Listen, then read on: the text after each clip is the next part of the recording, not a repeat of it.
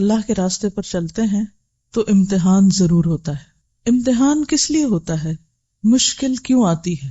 کیا انسان کو پریشان کرنے کے لیے، ستانے کے لیے، کیا جاننے کے لیے؟ اچھے اور برے کی پہچان کے لیے۔ دنیا کا کوئی بھی ٹیسٹ، کوئی بھی امتحان اسی مقصد کے لیے ہوتا ہے کہ لوگوں کو جانچا جا سکے کہ ان کا معیار کیا ہے، ان کے اندر کتنی سچائی ہے۔ اور کفار جو ہے اس کا معنی بدل جائے گا، یعنی بعض لوگوں کو حق قبول کرنا اس لیے مشکل لگتا ہے کہ دنیا کی محبت ان کے دلوں میں ہوتی، تو وہ بھی پھر کھل کے سامنے آ جاتی ہے۔ دین سے محبت کے سارے دعوے پتہ چل جاتے ہیں کہ کتنے سچے ہیں، اور کیونکہ اللہ تو جانتا ہی ہے لیکن لوگوں کو بھی پتہ چل جائے، دوسرے لوگ بھی گواہ بن جائے کہ کون کیا کرتا ہے۔ تو لوگوں کی گواہی امپورٹنٹ ہے۔ لوگوں کی گواہی کیا اہم چیز ہے؟ کوئی معنی رکھتی ہے کسی کے بارے میں؟ یس، ہم جو کچھ کرتے ہیں اس کے کچھ آثار مرتب ہوتے ہیں دوسروں پر، اس سے آپ کا ایک امپریشن بنتا ہے، آپ اس کی روشنی میں پہچانے جاتے ہیں۔ مثلاً آپ بیٹھے ہوئے ہیں، کوئی آپ کو بتاتا ہے کہ فلاں آیا ہے، آپ کہتے ہیں الحمدللہ فلاں آیا ہے، دیکھ کر آپ خوش ہو جاتے ہیں۔ اچھا، اسی مجلس میں بیٹھے ہوئے ہیں، کوئی آ کے آپ کو کہتا ہے فلاں آیا ہے، کوئی اور آیا، کہتے یا اللہ وہ پھر آ گیا۔ فرق کس چیز کا ہے؟ ایک کے آنے پہ آپ خوش ہو رہے ہیں، دوسرے کے آنے پر آپ پریشان ہو رہے ہیں، کس چیز کا فرق ہے؟ آپ تو وہی ہیں، ایک ہی ہیں آپ، فرق آنے والوں میں ہے۔ ایک شخص کا نام سنتے ہی آپ کا دل کھل اٹھتا ہے، اور ایک کا نام سن کر آپ پریشان ہو جاتے ہیں۔ جب دوسروں کے بارے میں آپ یہ سوچ رکھتے ہیں تو اسی طرح آپ کے بارے میں بھی دوسرے کچھ نہ کچھ سوچ اور احساس رکھتے ہیں۔ اس کو جانیے وہ کیا ہے، آپ کس نام سے مشہور ہیں، آپ کی پہچان کیا ہے، آپ کے آثار کیا ہیں۔ پچھلے دنوں کسی نے مجھے ایک واقعہ سنایا کہ ایک خاتون جو ویسے مذہبی تھی، دیندار تھی، ان کی ڈیتھ ہو گئی، تو انہوں نے کسی دوسرے سے مینشن کیا کہ فلاں فوت ہو گئی۔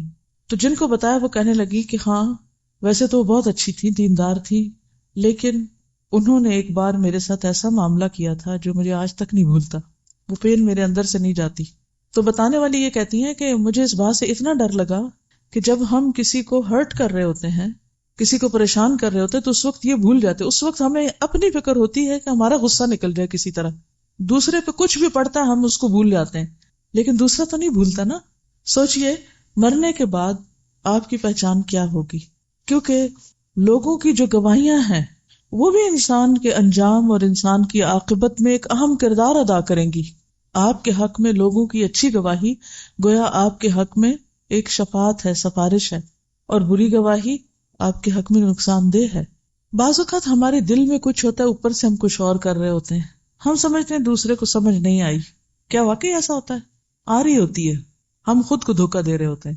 تو پہلے بھی جو تقویٰ پہ بات ہوئی تھی، تقویٰ یہی ہے، تقویٰ نام ہے سیلف چیک کا، سیلف ڈسپلن کا، کہ آپ اپنے اوپر خود نظر رکھ کے خود اپنی نیت کا جائزہ لیں، اپنی سوچ کا جائزہ لیں، اپنے رویے کا، اپنے معاملے کا، اپنی اچھائی کا، اپنی برائی کا خود حساب کرنے لگے۔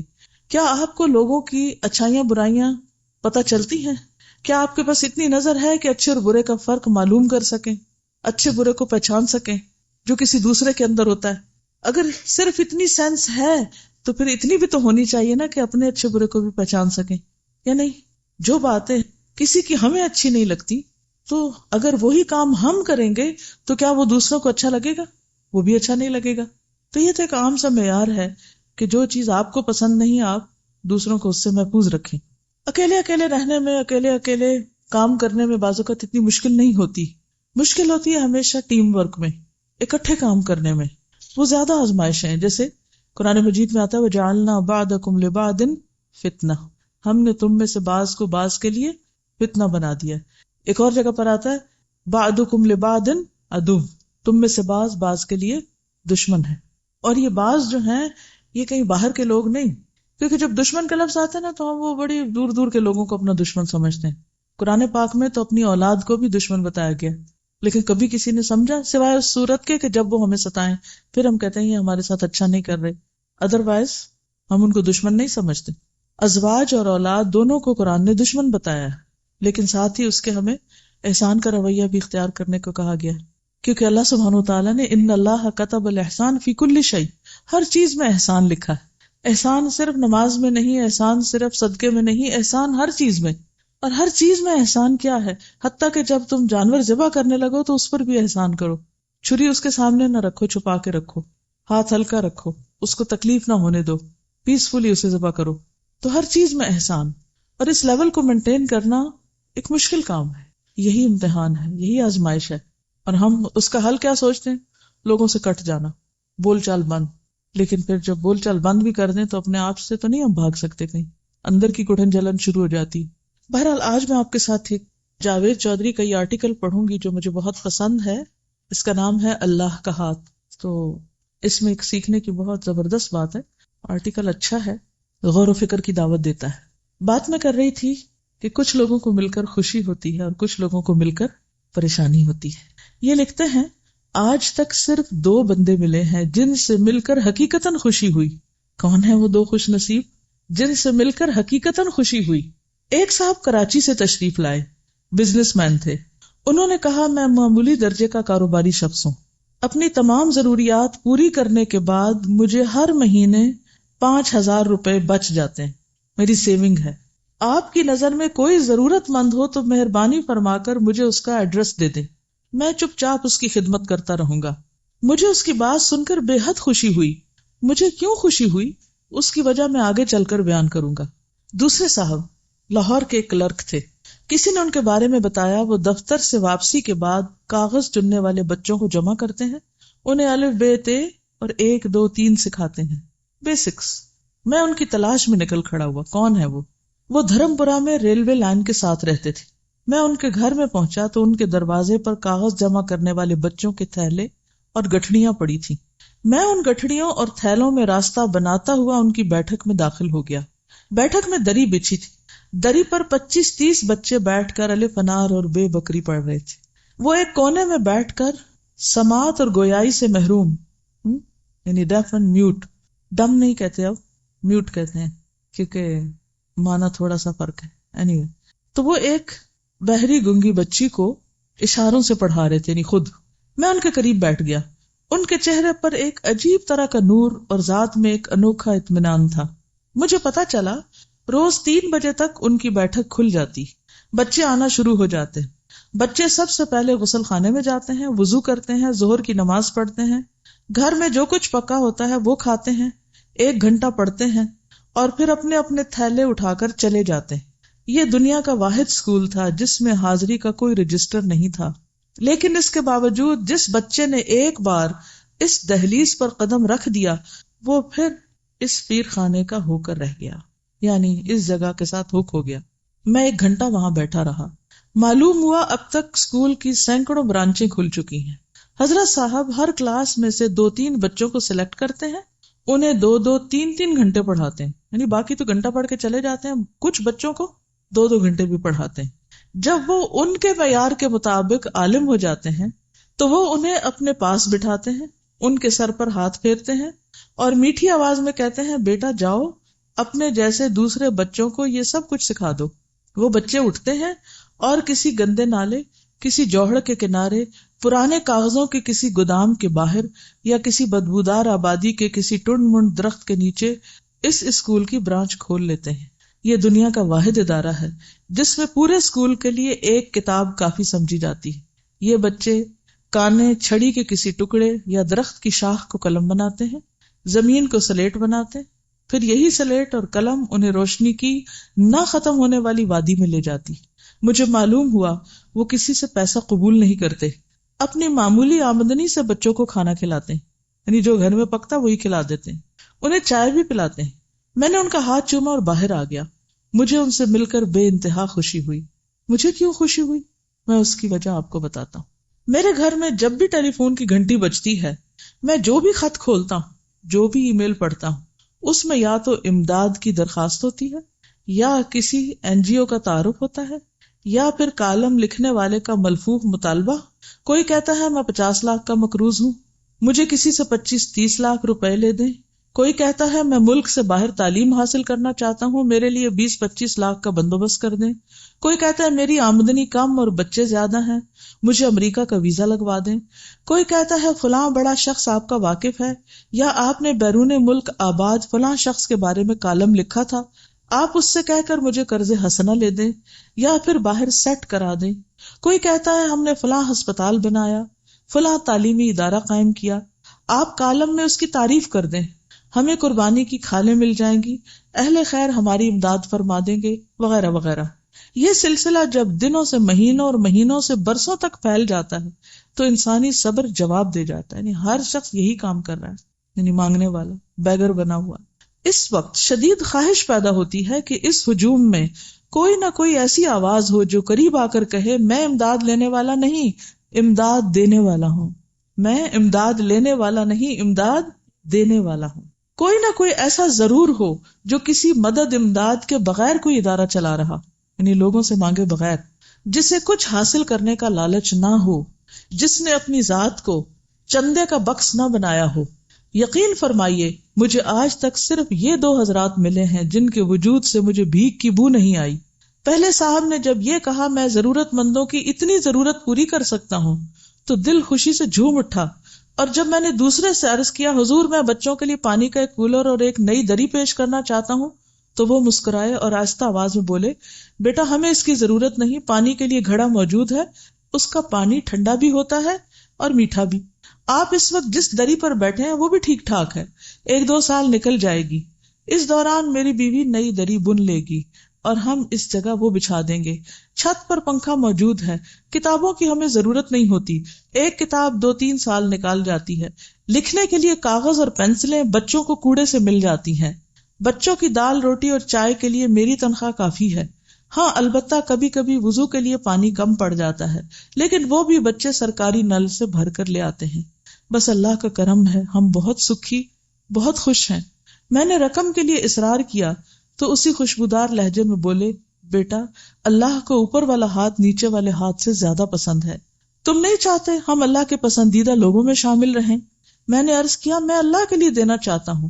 انہوں نے کہکا لگایا لینے والا ہاتھ اللہ کا نہیں ہوتا، یہ ہاتھ، انہوں نے ہاتھ آگے بڑھایا، یہ ہاتھ جس دن پھیل گیا یہ اللہ کا ہاتھ نہیں رہے گا۔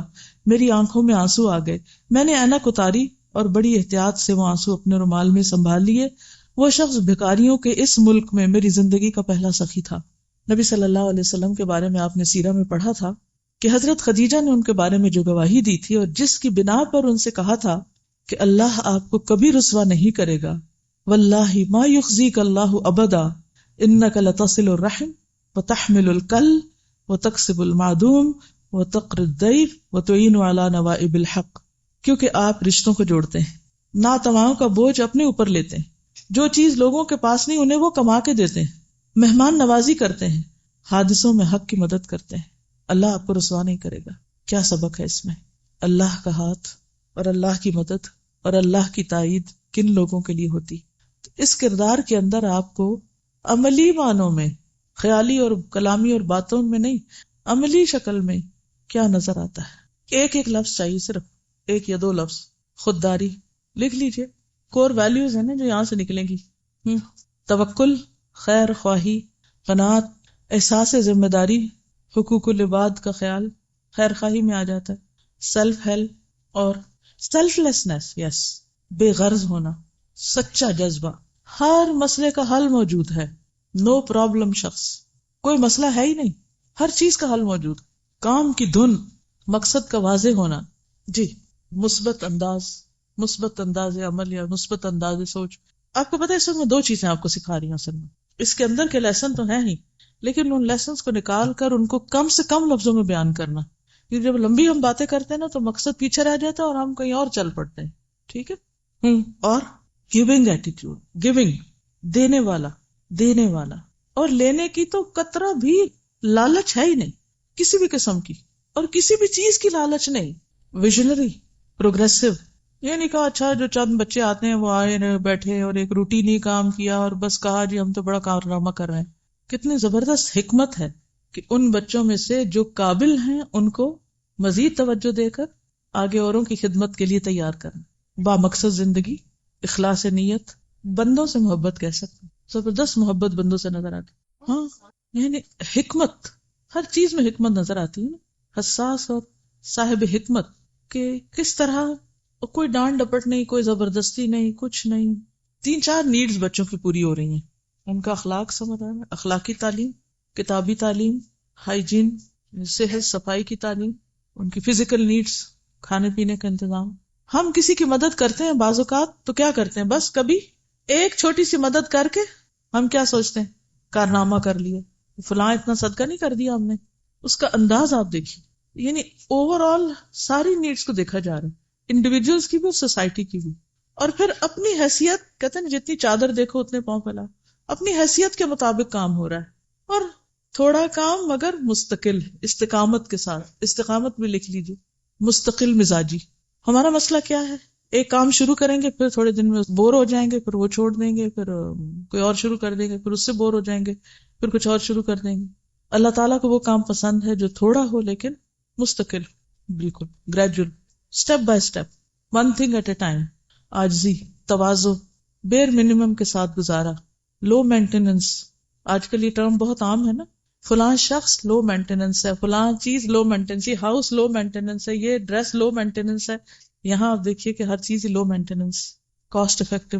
بالکل، یعنی بیوی کو بھی ساتھ لے کے چل رہا ہے، اپنی دفتر کی ذمہ داری بھی پوری کر رہا ہے، نماز روزے کا بھی اہتمام ہے، اور کوئی ٹینشن نہیں. وہ کہاں سے پتہ چل رہی ہے؟ یہ خودداری ہے، یہ شکر گزاری نہیں، یہ خودداری. جینٹلنس، ہر چیز میں جینٹلنس ہے، یعنی اس کام کو اپنے سر پہ سوار نہیں کیا ہوا. بعض اوقات ہم اتنا شور مچاتے ہیں وہ کام بیچ میں کچھ بھی نہیں ہوتا، کام کام کام، یہ نہیں ہوا، وہ نہیں ہوا، ایسے نہیں ہوا، ویسے نہیں ہوا، یہ نہیں کر رہا، وہ نہیں کر رہا. قرآن پاک کی وہ ایک مثال ہے کہ لا تکونوا کاللتی نقضت غزلها من بعد قوة انکاثا. پڑھ چکے ہیں آپ؟ کیا معنی ہے اس کا؟ میں کہتی ہوں عورت ہی کی مثال کیوں دی گئی؟ اس عورت کی طرح نہ ہو جانا جو اپنا سوت کاٹنے کے بعد خود اپنے ہاتھوں سے توڑ دیتی، ٹکڑے ٹکڑے کر دیتی. ہمیں سے بہت سے لوگ اسی طرح کے عمل کرتے ہیں، اتنی محنت کرتے ہیں، تھکتے ہیں، کام کر کے اینڈ آف دا ڈے اتنی کمپلینٹس کرتے ہیں، سب کچھ برباد کر کے، صاف کر کے، پلو جھاڑ کے اٹھتے ہیں. اگر ہم تھوڑے کام ڈاؤن ہو جائیں نا، اللہ پہ بھروسہ کریں. اس دن جو میں نے بات کی تھی نا کہ اللہ سے مناجات کریں، جہاں رکاوٹ آئے، جہاں مشکل آئے، جہاں سمجھ نہ آئے، جہاں کوئی چیز ہوتی نظر نہ آئے، تو سب سے پہلے اپنے گناہوں کی معافی مانگے. یا اللہ، کوئی میری غلطی ہے جو رکاوٹ بنی ہوئی ہے یہاں پر، میں قصوروار ہوں، لا الہ الا انت سبحانک انی کنت من الظالمین. اور پھر اس کے بعد اللہ سے دعائیں کریں کہ اللہ تیری رحمت سے ہی پار ہو سکتے، تیری دی ہوئی توفیق سے ہی آگے بڑھ سکتے ہیں. تو اس سے کیا ہوگا، سارا غرور تکبر نکل جائے گا جو کسی نہ کسی طرح شیطان ہمارے اندر ڈال دیتا ہے نا. اتنا کر لیا تم نے، ماشاء اللہ، تمہارے آنے سے تو پتہ نہیں اس کام کو 4 چاند لگ گئے، اور اتنی ترقی ہو گئی، اور اتنا کچھ کما لیا. ہم خود کو کریڈٹ دینے کے شوقین ہوتے ہیں نا، خود کو کریڈٹ دینے لگتے ہیں کہیں بھی جب ہمیں کوئی اچیومنٹ ہوتی، اور اللہ کا فضل بھول جاتے ہیں کہ اس نے چنا ہمیں اس کام کے لیے، اس نے ہمیں سمجھ دی، اس نے راستہ دکھایا، اس نے ہم سے کروایا. اسی لیے اکثر ایسے ہوتا ہے کہ جب ہم کسی چیز کو مینشن کرنے لگتے ہیں نا، وہیں رکاوٹ آ جاتی ہے، ادھر ہی رک جاتا ہے کام. اللہ تعالیٰ کہتے ہیں اچھا کر کے دکھاؤ، پھر اب تم سمجھتے تم نے کیا، کرو اور دیکھو کتنا ہوتا ہے. اور ان کا سوال یہ ہے کہ انہوں نے انہی بچوں کو کیوں چوز کیا؟ آپ میں سے کسی کے ذہن میں کوئی جواب آ رہا ہے اس کا؟ شابش. یعنی سب سے محروم طبقہ نا، جن کو کوئی پوچھتا ہی نہیں. اصل وجہ تو وہ خود ہی جانتے ہوں گے، لیکن بظاہر ایسے نظر آتا ہے کہ انہوں نے ان بچوں کو لیا جو واقعی مدد کے مستحق تھے. ہاں، یا ارد گرد میں ہوں گے، یا کہیں سے آتے ہوں گے، یا ہر جگہ پائے جاتے ہیں، تو ہر آبادی میں ہوتے ہیں. نہ ان کی ایکسپیکٹیشن، نہ ان کی ایکسپیکٹیشن، نہ ان کی ان سے کوئی، اور نہ ان کی ان سے. ہم کسی کے اوپر کوئی تھوڑا سا بھی احسان کر لیتے ہیں تو پھر اس سے توقعات رکھ بیٹھتے ہیں. بالکل وقت وہ چوز کیا، یعنی اپنا ٹائم وہ چوز کیا کہ جس میں اپنی دوسری ذمہ داریوں پر کوئی اثر نہیں پڑ رہا تھا. بچے بھی سارا دن اپنے کاغذ چنا کے آگے، وہ بھی کام کر کے آگے، یہ بھی کام کر کے آگے، اور اب بیٹھ کے مل کے پڑھ رہے ہیں. زبردست ٹائم مینجمنٹ. بالکل ہر چیز کا سولوشن موجود. اب اس کی روشنی میں سوچئے آپ کیا کر سکتے ہیں. بہت سی بچیاں شادی ہو جاتی ہے، گھروں میں جاتی ہیں، ظاہر ہے کہ ایک نیا خاندان ہوتا ہے، اس کی اپنی ایکسپیکٹیشنز ہوتی ہیں، وہ چاہتے ہیں کہ بچی ہمارے میں ایڈجسٹ ہو، ماحول کو سمجھے، خاندان کو سمجھے، رشتہ داروں کو سمجھے. اور اس کے ذہن پہ ایک ہی دھن سوار ہوتی ہے کہ جس ایک فارمل ماحول سے وہ تعلیم حاصل کر کے آئی ہے، اس طرح کا کوئی فارمل ماحول فوراً بنا لے اپنے گھر میں، یا کہیں آس پاس کوئی جاب کر لے، کچھ کر لے. پیشنیٹ ہوتی ہیں بچیاں، اور بعض اوقات خاندان، شوہر، بچے، زندگی، ہر چیز کو سیکریفائس کرنے لگتی ہیں. کس پر سیکریفائس کرنے لگتی؟ اپنی جاب پر، کیریئر پر، اور بھول جاتی ہیں کہ اس وقت یہ ریکوائرمنٹ کیا ہے. پھر شکایت کیا کرتی ہیں کہ ہمارے سسرال والے ہمیں کچھ کرنے نہیں دیتے. حالانکہ بات یہ نہیں ہوتی، صرف پرائرٹائز کرنے کی بات ہوتی ایک وقت وہ ہوتا ہے کہ جب آپ شادی سے پہلے بالکل آزاد ہوتے ہیں، آپ جو جی چاہے کریں، اور ماں باپ تو بےچارے ہر چیز میں بچوں کو سپورٹ کرتے ہیں، سیدھی ہو، الٹی ہو، صحیح ہو، غلط ہو، وہ کہتے ہیں بس بچوں کی خواہشات ہم پوری کر دیں، جو وہ مانگتے ہیں چاہتے ہیں۔ اکثریت 99% والدین کی ایسی ہوتی ہے کہ وہ خود بچوں کو چھری چاقو خرید دیتے ہیں جس سے وہ اپنے آپ کو مار ڈالیں۔ یعنی میرا مطلب یہ ہے کہ ایسے ایسے کھلونے، ایسی ایسی چیزیں ان کی خواہش پوری کرتے ہوئے جو انہی کے لیے نقصان دہ ہو جاتے ہیں، انہی کا فیوچر برباد کر دیتے ہیں، لیکن محبت میں ہر چیز دے دیتے ہیں، بس بچہ مانگے تو صحیح۔ ٹائم نہیں دیں گے، توجہ نہیں دیں گے، ایڈوائس نہیں دیں گے، تربیت نہیں کریں گے، کیونکہ خود بھی مال کا شوق ہے نا، تو وہ سمجھتے ہیں کہ بچوں کو بھی مال دے کے وہ بس خوش کر دیں گے۔ ریسنٹلی میں ٹریولنگ میں تھی تو ایک جگہ اتفاق ہوا ایک باپ کو دیکھنے کا، وہ گاڑی میں بیٹھ رہا تھا تو بچوں نے کہا کہ ہمیں بھی ساتھ لے چلیں، اس نے کہا نہیں نہیں مجھے کام ہے، میں تمہیں ساتھ نہیں لے جا سکتا۔ ایک نہیں کئی بزنس اس نے شروع کیے ہوئے، ظاہر ہے ایسا شخص بہت ہی مصروف ہے، بچوں کے لیے تو ٹائم نہیں۔ تو بچہ گاڑی کا دروازہ پکڑ کے کھڑا ہو گیا، کہنے لگا مجھے گروسری شاپ پہ جانا ہے۔ بچے کو پتا کہ باپ کو کیسے ایکسپلائٹ کر سکتے، اس وقت باپ ہماری نہیں مانتا تو اب ہمیں باپ سے منوانا ہے کچھ۔ اس نے جیب میں ہاتھ ڈالا اور پتہ نہیں کتنے پیسے نکال کے دیے، اچھا یہ لو اور جاؤ۔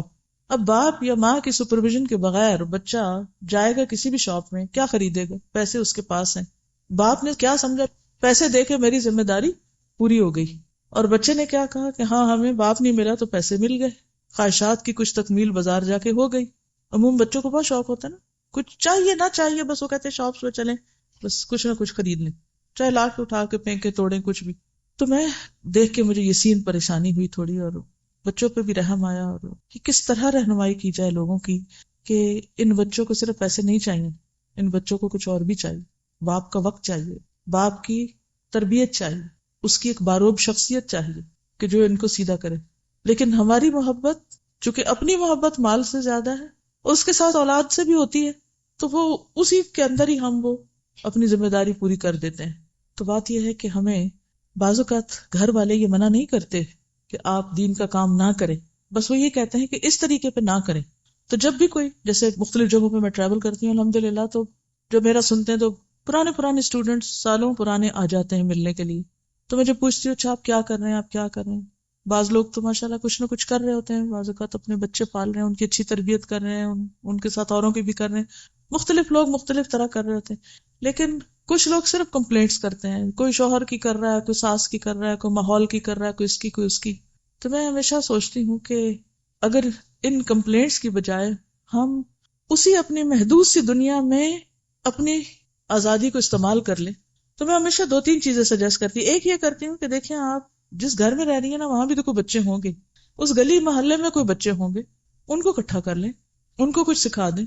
آپ کے گھر میں ٹیلی فون ہوگا، آپ کے پاس انٹرنیٹ ہوگا، اس کے ذریعے کسی کو کچھ سنا دیں۔ آپ کوئی نہ کوئی دعوت، شادی، پارٹی پہ جاتی ہوں گی، کوئی آپ کے گھر آتا ہوگا، ان کے ساتھ آپ بات چیت کر لیں، کیونکہ اگر جذبہ سچا ہو تو رستے بے شمار ہیں نیکی پھیلانے کے، بے شمار۔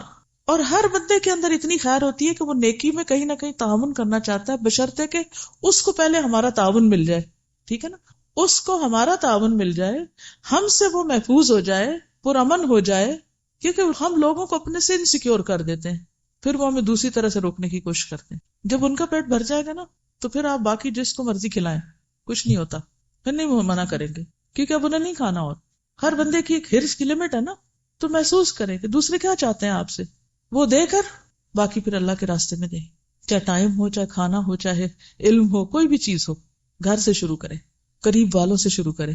نبی صلی اللہ علیہ وسلم نے اسی طرح شروع کیا تھا۔ اور ہاں اگر اللہ موقع دے اس سے آگے جانے کا تو ضرور جہاں تک جا سکتے ہیں۔ ابھی میں جب گئی ہوئی تھی نا مکہ مدینہ، تو مدینہ میں ایک گروپ الحمدللہ بہت اچھی خواتین کا مجھ سے ملنے کے لیے آیا، کچھ ان میں سے الہدا سے پڑھی تھیں، کچھ پڑھ رہی ہیں، کچھ کسی نہ کسی طرح، بہرحال، اور ماشاءاللہ مختلف طریقوں سے بہت کچھ کر بھی رہی ہیں۔ تو انہوں نے مجھ سے کہا کہ آپ نے اتنا بڑا کام کیسے کیا؟ میں نے کہا میں نے تو کچھ نہیں کیا، آپ اس کو بڑا کہتے ہیں، میرے نزدیک تو یہ بڑا نہیں ہے، لیکن کہنے لگی کہ اچھا ہمیں آپ کو طریقہ بتائیں کہ ہم کیا کیا کریں، کیا کریں، لوگوں کو بلائیں کیسے، لوگ آتے نہیں۔ میں نے کہا مثلاً آپ مسجد میں آتی ہیں روز، یا آ سکتی ہیں مسجد نبوی میں، یا کہیں بھی جہاں بھی کہیں آپ جاتے ہیں، کسی گیدرنگ، کسی پارٹی میں آپ لوگوں کے پاس بیٹھتے ہیں، تو آپ ان سے پوچھا کریں کہ آپ نے قرآن پاک پڑھا ہوا ہے، آپ کی تجوید کیسی ہے، میں آپ کی ہیلپ کروں، میں تیار ہوں آپ کو سکھانے کے لیے۔ کون ہوگا جو کہے گا کہ نہیں مجھے تو نہیں سیکھنا، نہ آپ میری ہیلپ کریں۔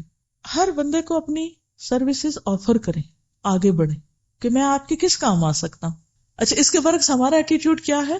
کام آنے کی بات جہاں تک ہے، اگر مثال کے طور پر کوئی مثلا یہ گلاس یہاں رکھا ہوا ہے اور میں یہاں تک نہیں پہنچ سکتی، میں کسی سے کہتی ہوں ذرا یہ گلاس ادھر کر دیں، تو مجھے یوں دیکھتے، خود نہیں اٹھا سکتے. اکثریت ہم ایسے ہی کرتے ہیں نا. مثلا نیچے کیفیٹیریا میں آپ لوگ جاتے ہوں گے، کھانا کھاتے ہوں گے اور برتن لگاتے ہیں، اٹھاتے ہیں، کوئی ڈش آگے پیچھے پاس کرتے ہوں گے. کتنے لوگ ہیں جو خوشی سے کرتے ہیں، خوشی سے، کہ شکر ہے کسی نے مجھ سے مانگا تو میں اس کے کام آئی اور مدد کر کے آئی آج کسی کی. اکثریت تو اگر کوئی چھوٹی سی بھی مدد مانگ بیٹھے تو اول تو تیار نہیں کرنے کو، اور اگر وہ کر بھی لیں تو کیا کرتے ہیں؟ پھر احسان جتا کے کرتے ہیں مدد، جو وہیں ضائع ہو جاتی. کیا میں سمجھا پائی اپنی بات؟ تو مدد کے لیے خود کو آفر کریں. مثلا اگر یہ چادر بچھانے والی ہے یا اٹھانے والی ہے تو بہت سے لوگ جلدی باہر نکلنے کی کوشش کریں گے کہ اگر میں پیچھے رہ گئی تو میرا ذمہ لگ جائے گا چادر اٹھانے کا، تو بہتر پہلے ہی جان چھڑا کے بھاگ جاؤ، یہ کرسی ادھر سے ادھر نہ رکھنی پڑے. کام دیکھا اور آنکھیں بند کر لی اور چل پڑے گویا میں نے دیکھا ہی نہیں. اور کچھ لوگ ہوتے ہیں جن کی نظریں تلاش کرتی ہیں، اچھا یہ چیز ایسے ہے میں اس کو یہاں سے یوں ٹھیک کر دوں، یہ ایسے ہے میں اس کو اس طرح مدد دے دوں. کون کس چیز کا مددگار ہے کہ میں اس کی مدد کروں؟ کوئی دکھی ہے، تکلیف میں ہے، پریشان ہے، ہاؤ کین آئی ہیلپ؟ جب یہ نظر پیدا ہو جائے نا تو اللہ تعالیٰ کام بھی لے لیتا ہے اور مشکل نہیں ہوتی. کام کرنے میں مشکل نہیں ہے، مشکل اندر ہے، رکاوٹ ادھر ہے. کوئی اور اپنا پلان بتائے، کیا سوچ رہے ہیں؟ جی فرمائیے. انڈیویجولز کے ساتھ میدان ہموار کرنا شروع کر دیا. اچھا ایک اور بات، یہ ہم برانچ کھولتے بھی ہیں تو پھر کیا کرتے ہیں، یہ بھی میں نے ایک رویہ دیکھا ہے. پہلے اپنی ضروریات کی ایک لمبی لسٹ بھیج دیتے ہیں، ہمیں کرسیاں لے دیں، ہمیں ایئر کنڈیشنر لے دیں، ہمیں کارپیٹ لے دیں، ہمیں فلان لے دیں، ہمیں اس جگہ کا رینٹ دے دیں، ہماری تنخواہ دے دیں، ہم ایسا کریں ویسا کریں. اب آپ خود سوچیں کہ اگر 1000 لڑکیاں اگر سال کی نکلتی ہیں اور 1000 لڑکیاں یہ مطالبہ شروع کر دیں، چلو اس میں سے 500 بھی کریں. آپ کو یہاں کی پالیسی تو پتہ ہے، یہاں فنڈز مانگے نہیں جاتے لوگوں سے. جو اپنی خوشی سے خود آ کے کچھ کرنا چاہتا ہے تو انکار بھی نہیں کیا جاتا، کیونکہ اگر انکار کر دیا جائے گا تو لوگوں کو نیکی کا موقع نہیں ملے گا. کچھ خود آ کے کام کرنا چاہتے ہیں، کچھ مال سے کرنا چاہتے ہیں، کچھ کسی طرح، ٹھیک ہے ان کی خوشی. لیکن جب انسان مانگنا شروع کر دیتا ہے تو فقر کا دروازہ کھل جاتا ہے. تو بیئر منیمم سے جب آپ شروع کرتے ہیں کہ کچھ نہیں، مثلا جب الہدیٰ اسٹیبلش ہوا تو بالکل فرسٹ ٹائم جب ہم نے شروع کیا تھا تو ہمارے پاس کارپیٹ خریدنے کے لیے پیسے نہیں تھے، ہمارے پاس کرسیاں خریدنے کے لیے پیسے نہیں تھے. تو پھر کیا ہوا، کوئی کچھ لے آیا، کوئی کچھ لے آیا، کوئی کچھ لے آیا. اور آپ کو پتا کہ ہم سپارے، یہ کتابیں بیچتے نہیں تھے. ایک خاتون سپارے لے آئی اور میں نے ایک ڈبہ رکھ دیا، میں نے کہا کہ اس کی قیمت شاید 5 روپے، اس وقت 5 روپے ہوتی تھی ایک پارے کی قیمت، مجھے یہی یاد پڑتا ہے 94 میں. تو میں نے کہا کہ یہ ہم آپ پر اعتماد کر کے آپ کو پارے دے رہے ہیں اور یہ 5 روپے آپ اس ڈبے میں ڈال دیں. جب ڈبہ ہم نے کھولا تو وہ اس سے زیادہ پیسے تھے جتنے کے سپارے آئے تھے، اس سے ہم نے اگلے پارے خرید لیے. پھر یہی کیا. اب کیا ہوتا ہے، لوگ اپنی فیس بھی جو ان پہ قرض ہوتی ہے وہ بھی ٹائم پہ نہیں دیتے. کہاں ایک وقت یہ تھا کہ صرف کہا جا رہا ہے کہ یہ آپ لے لیں اور یہ آپ کی ذمہ داری ہے پوری کر لیں تاکہ کام چلتا رہے. تو جن لوگوں کے اخلاق یہ ہوتے ہیں کہ وہ حق ادا کرنے میں تو بہت ہی آگے ہوتے ہیں، فرض پورا کرنے میں تو چوکتے ہی نہیں، بھولتے ہی نہیں، ہاں نفل کے بھی شوقین ہوتے ہیں کہ حق سے زیادہ دینے والے ہوتے ہیں. جو اپنے حق سے زیادہ دیتے ہیں، اپنے حق سے زیادہ جو دیتے ہیں، تو آپ کا کیا خیال ہے کہ اللہ ان کے اس عمل میں کئی گنا زیادہ بڑھا چڑھا کے نہیں دیتا؟ یوں یہ کام پھیلتا ہے، یوں اس کام میں برکت ہوئی ہے. میں سمجھتی ہوں ان لوگوں کی وجہ سے یہ ساری برکت ہوئی ہے کہ جو انتہائی سنسیئر اور مخلص ہو کر اس ادارے میں آئے ہیں، وہ لینے کی کوئی نیت اور لالچ نہیں رکھتے. ہاں جہاں موقع ملے دینے کی کوشش ضرور کرتے ہیں، کہیں بھی کسی بھی طرح. تو یہ جو برکت کا ایلیمنٹ ہے نا کسی بھی کام میں، یہ جو یہاں بھی اس شخص کے بھی کام میں برکت نظر آتی ہے، وہ اسی وجہ سے ہے کہ اس کا اپنا ایک سیلف لیسنس، اسے کوئی نام نہیں چاہیے، نو نیم نو فیم، کچھ نہیں. اس کو جو ایک سکون اور اطمینان اور خوشی نصیب ہو رہی ہے وہ اس کا ریوارڈ ہے، انسٹنٹ ریوارڈ. ہم سکون کی تلاش میں ہوتے ہیں، ہم سکون آور دوائیاں خریدتے ہیں، ہم سکون چاہتے ہیں، لیکن سکون ہمیشہ دینے سے ملتا ہے، خدمت سے ملتا ہے، بے غرضی اور اخلاص سے ملتا ہے. اس لیے چھوٹی سی نیکی کو بھی حقیر نہ سمجھیں، چھوٹے سے کام کو بھی معمولی نہ سمجھیں، اور چھوٹی سی چیز بھی کل قیامت کے دن ہو سکتا ہے کہ وہی کام آ جائے. تو اس پر بھی جتنا ہم اللہ کا شکر ادا کریں اتنا ہی کم ہے کہ اس نے ہمارے لیے نیکی کے مواقع رکھے ہیں، جگہ رکھی ہیں. وہ ایک کھجور جو آپ کھانے والے تھے وہ آپ نے کسی کو کھلا دی، یہ سوچ کر کہ نبی صلی اللہ علیہ وسلم نے فرمایا کہ آگ سے بچو خواہ کھجور کا آدھا ٹکڑا ہی کیوں نہ ہو. تو جب انسان اپنی ذات پہ دوسروں کو ترجیح دیتا ہے تو یہ سب کچھ آتا ہے. تو اس لیے اللہ کے فضل اور رحمت پر نظر رکھیں. جتنی بڑی کسی کی قربانی ہوتی ہے اتنا بڑا اس کا اجر ہوتا ہے، اور یہ سب اخلاص کے ساتھ آتا ہے. لالچ کے ساتھ کچھ بھی نہیں ملتا، پہلا بھی جاتا ہے. تو لالچ اپنے اندر سے نکال دیں، توکل پوری کا پورا اللہ کی ذات پر کریں. پھر آپ دیکھیں وہ اپنے خزانوں سے آپ کو کتنا دیتا ہے کہ آپ سوچ بھی نہیں سکتے. اللہ تعالیٰ ہمیں عمل کی توفیق عطا فرمائے. بعض اوقات علم ہمارے پاس بہت ہو جاتا ہے، عمل میں پیچھے ہیں. جو میری تڑپ ہے وہ یہ کہ ہم عمل میں آگے ہو جائیں. ٹھیک، اوکے. سبحانک اللہم و بحمدک، نشہد ان لا الہ الا انت، نستغفرک و نتوب الیک. السلام علیکم و رحمۃ اللہ وبرکاتہ.